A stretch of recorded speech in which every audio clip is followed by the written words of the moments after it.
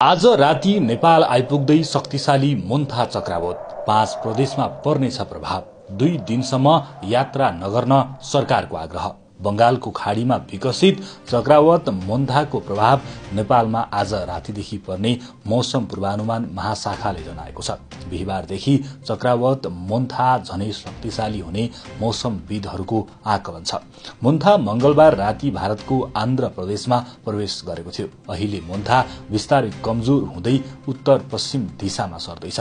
यस क्रममा यो न्यून चापीय क्षेत्रका रूपमा नेपालको मध्य भूभाग नजिक आई पूर्वतर्फ सर्नेछ र आज रातिदेखि नै यसको प्रभाव लुम्बिनी, गण्डकी, बागमती, मधेस र कोशी प्रदेशको मौसममा पर्ने मौसमविदहरूले जानकारी दिएका छन्। नेपालमा मोन्था शनिबारसम्म रहने पूर्वानुमान गरिएको छ। यस अवधिमा भारी वर्षा हुने मौसम पूर्वानुमान महाशाखाको भनाइ छ। कोशी प्रदेश, बागमती प्रदेश र गण्डकी प्रदेशका उच्च पहाड़ तथा हिमाली भूभागका धेरै स्थान, कर्णाली प्रदेशका केही स्थान तथा बाँकी पहाड़ र हिमाल भूभागका 1-2 स्थानमा मध्यम हिमपात हुने सम्भावना छ।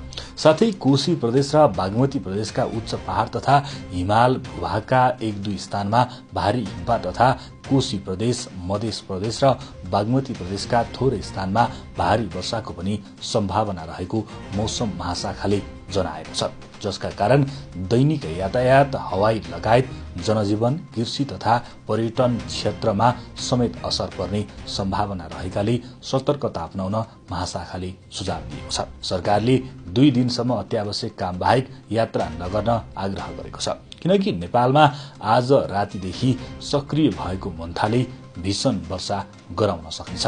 के हो त चक्रवात मोन्था भनेको?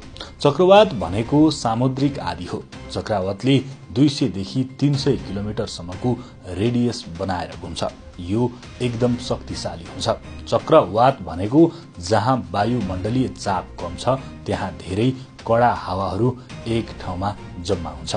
तिनीहरू ठूलो घेरामा अघि बढ्छन् र आफै वरिपरि घुम्छन्। यही चक्रवात मोन्था भारत हुँदै आज राति नेपाल आइपुग्ने भएको हो। त्यसैले भीषण वर्षाको सम्भावना रहेकाले सबैले सतर्कता अपनाउनुहोला।